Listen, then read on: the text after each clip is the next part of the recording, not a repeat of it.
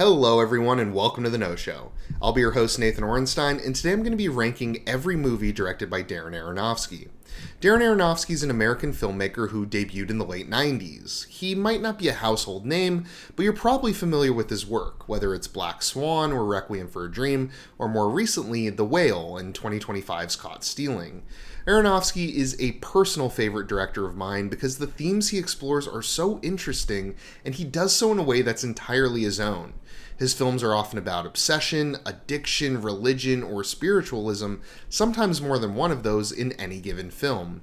And he's not afraid to push his films into territory that can be perceived as controversial, whether it's his unorthodox take on religion, his sometimes shocking visuals, or simply his bleak depiction of humanity, and I think having someone like that in the mainstream is really exciting.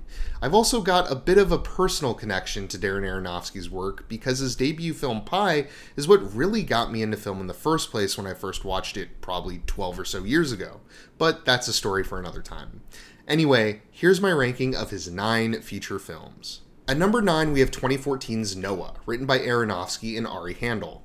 Noah is Aronofsky's take on the Noah's Ark story from the Bible, in which God instructs Noah to build a boat to house himself, his family, and 2 of every animal to protect themselves from a flood that will wipe out all of humanity so the planet can start anew. After the success of Black Swan, I can only assume that Aronofsky was given a blank check to make whatever he wanted, and apparently what he wanted to make was an $125 million CGI Bible epic that's also his longest film to date. Now, I'm not going to fault the movie for any biblical inaccuracies because, frankly, I don't think it's responsible for being biblically accurate. However, adding rock monsters to the story is just kind of weird and really doesn't add much.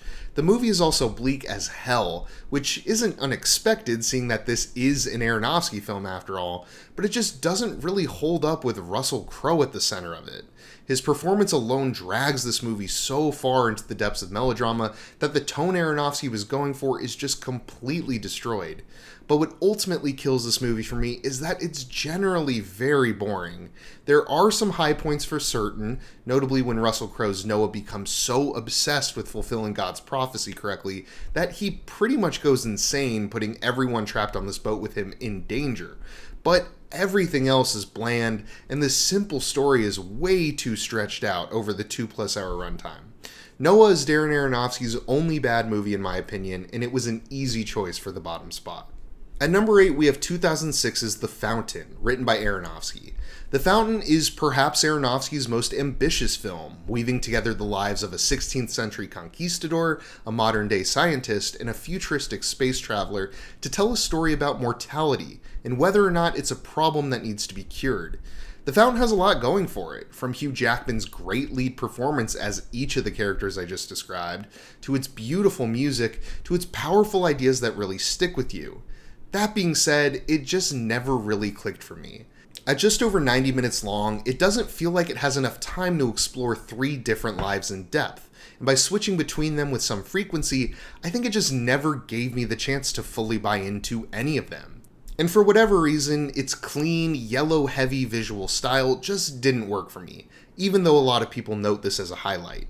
It has moments that have kept me thinking long after I finished watching, but the movie as a whole just didn't do it for me. The Fountain is a movie that I think works better on paper than it does as a film, and that's what keeps it so low on this list. At number 7, we have 2022's The Whale, written by Samuel D. Hunter. The Whale is about Charlie, a morbidly obese recluse who attempts to reconnect with his estranged daughter in the final week of his life. The Whale will always be remembered as the movie that won Brendan Fraser an Oscar, and rightfully so. He is the lifeblood of this film, providing a very real depiction of a very flawed man who is just trying to right his wrongs in the final stages of his life. Charlie is a layered and interesting character, but one whose portrayal could easily fall into the trappings of a caricature, and Fraser sidesteps that gracefully.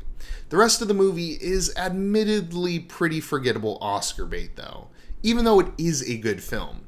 For being a one-location, dialogue-heavy movie, I never found it to be boring and thought it gave you plenty of reason to stay invested in seeing the story through to the end. It's very emotionally powerful, despite its overly aggressive melodrama at times, and I think it has interesting thoughts about salvation and the different forms that it can take. It is clearly a film that was adapted from a play with very little cinematic oomph added to it, but I think that's mostly okay. I don't think this is going to wow anyone, but it is worth a watch, and at the very least, you can witness Brendan Fraser in what is quite clearly a career-defining role. At number 6, we have 2025's Caught Stealing, written by Charlie Huston. Just a disclaimer, from this point on, every movie I'm going to talk about is great, and I'd give a high recommendation. Anyway, Caught Stealing sees Austin Butler's Hank reluctantly getting wrapped up in the criminal underworld of 1990s New York City when he accidentally gets involved in his punk neighbor's affairs while cat-sitting for him.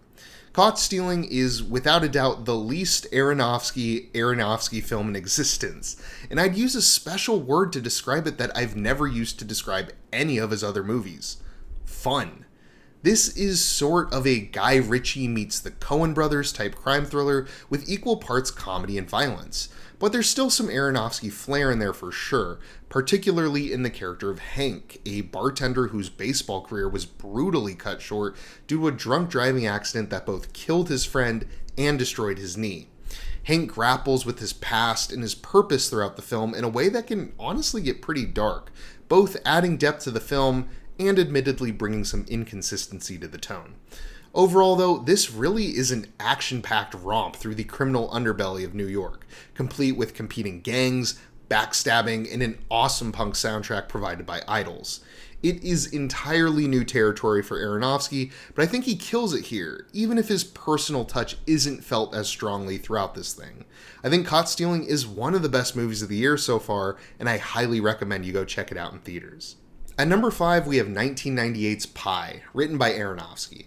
Pi follows a mathematical genius named Max who's convinced that everything in the world follows patterns, and he becomes obsessed with cracking the pattern of the stock market. In doing so, he also attracts the attention of a group of Hasidic Jews, who believes he might also be able to help them discover the true name of God through mathematics.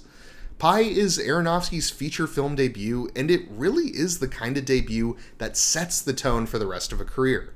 Obsessive protagonist driven to the point of self-destruction? Check. Religious fanaticism that may or may not be based in truth? Check. Overwhelming visual, sound, and editing that disorients the viewer while making them connect more with the story? Check. Pi is rough around the edges for sure, with its dingy, low-budget sets and its high-contrast black and white visuals, but it all adds to the character of the film and makes Max's descent into madness all the more palpable. The story is incredibly interesting, even being about something as simple as mathematics, and it's honestly one of Aronofsky's most thought-provoking films, period. I do think the plot maybe reaches a bit too far in its final act, though, clearly the product of a new writer not exercising as much restraint as he will in the future.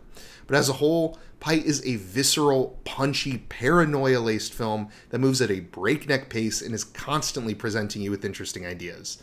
The fact that it's only at the halfway point of this list is a testament to how strong his filmography is. At number 4, we have 2017's Mother, written by Aronofsky. Mother stars Jennifer Lawrence and Javier Bardem as a couple peacefully living in an idyllic, isolated home. Uninvited strangers start showing up at the home to the point where it's filled with hundreds of people, completely overwhelming Lawrence and creating pure chaos. Mother is without a doubt Aronofsky's most divisive film, heavily steeped in allegory and largely unpleasant to watch. It's 2 hours of Jennifer Lawrence anxiously navigating her home as she helplessly watches everything falling into chaos around her, all while the camera closely follows her and creates an extremely claustrophobic feeling. She pretty clearly represents Mother Earth, I won't get into the rest, but what happens around her pulls from the Bible, history, and even modern day. I'll admit it does feel pretentious at times, and it's definitely not an easy watch at all, but I think it's one of Aronofsky's most affecting films. It's very unique too, with such a clear and well-executed vision behind it, and I think it all comes together to create one of his best directed movies overall too. Like I said though, it is not pleasant to watch pretty much right from the jump, but I think the overall experience it creates is unforgettable. I'll even admit that the first time I watched this, I found it pretty annoying, but on a rewatch, I really love this thing. Check it out. At number 3, we have 2010's Black Swan, written by Andres Hines, John L. McLaughlin, and Mark Heyman. We've officially hit the heavy hitters of Aronofsky's filmography, and Black Swan is probably his best-known film. It follows Nina Sayers, played by an Oscar-winning Natalie Portman, who gets the lead in a production of Swan Lake. She can play the White Swan perfectly, but she obsesses over getting the Black Swan right, and she pushes herself to the point of insanity.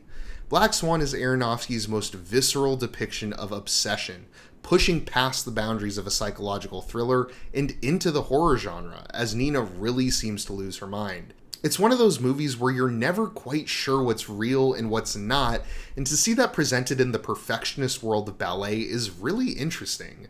It's also probably Aronofsky's most technically polished film to date, which really allows for a heavy contrast between the high society of ballet and the madness that Nina experiences. But it really is the psychological aspect of it all that makes this so interesting, as Nina grapples with her strict and overbearing mother, her manipulative director, and her own perfectionism, and how her place in that restrictive world crumbles further with the introduction of the free-spirited Mila Kunis. This is probably where I'd start with Aronofsky's filmography if I was just getting into it, and I fully understand why this is so many people's favorite film of his. At number 2, we have 2008's The Wrestler, written by Robert D. Siegel. It stars Mickey Rourke as Randy the Ram Robinson, an aging wrestler who is finally forced out of the ring when he suffers a heart attack. The Wrestler is definitely Aronofsky's most down-to-earth and low-key film, but that doesn't make it any less interesting or impactful.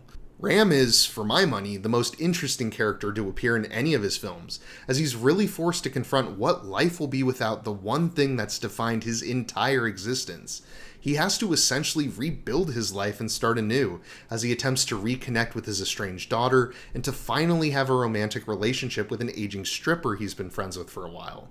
It's a lot easier said than done though, and Ram's difficulty in navigating these situations and his difficulty in staying away from wrestling is incredibly bleak.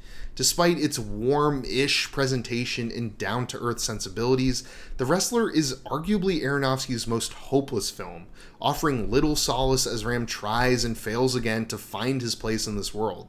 Mickey Rourke is absolutely incredible as Ram, always making an effort to put on a brave face, while very clearly struggling to accept what his life has become and struggling to stay away from his self-destructive tendencies. The Wrestler is genuinely one of the best character studies of the 21st century and deserves much more attention than it's gotten over the years. And finally, at number 1, we have 2000's Requiem for a Dream, written by Aronofsky and Hubert Sellers Jr. It follows 4 individuals who are all grappling with addiction in one form or another, and how it truly destroys their lives in different ways over the course of a year. Requiem for a Dream is one of the most disturbing films I've ever seen, but it's also one of the best, and it was the clear and obvious top choice for me as Aronofsky's masterpiece. It takes a subject matter that is at times difficult to stomach and injects it with a style that doesn't glorify any of it, but instead sharpens the edges of the film. It's filled with rapid editing, extreme close-ups, amplified sound effects, and so much else that adds to the film's frenetic energy that mirrors the loss of control experienced by these characters. And despite these characters all going through similar struggles with addiction, 3 of them to heroin and 1 to amphetamines, they all really do feel unique, and their experience each add a tragic element to the film. Ellen Burstyn in particular delivers one of the most heart-wrenching performances I've ever seen, as an older woman who gets addicted to diet pills while trying to lose weight for a TV appearance.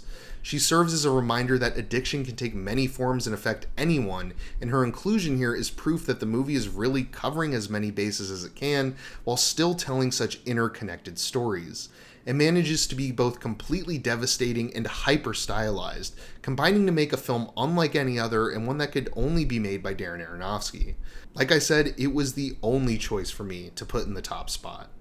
I hope you all enjoyed my ranking of every Darren Aronofsky movie, and I'd love to hear your thoughts on any of these movies you've seen in the comments down below. And of course, feel free to leave a like and subscribe if you're new. I've been Nathan Orenstein with The No Show. Thanks for watching.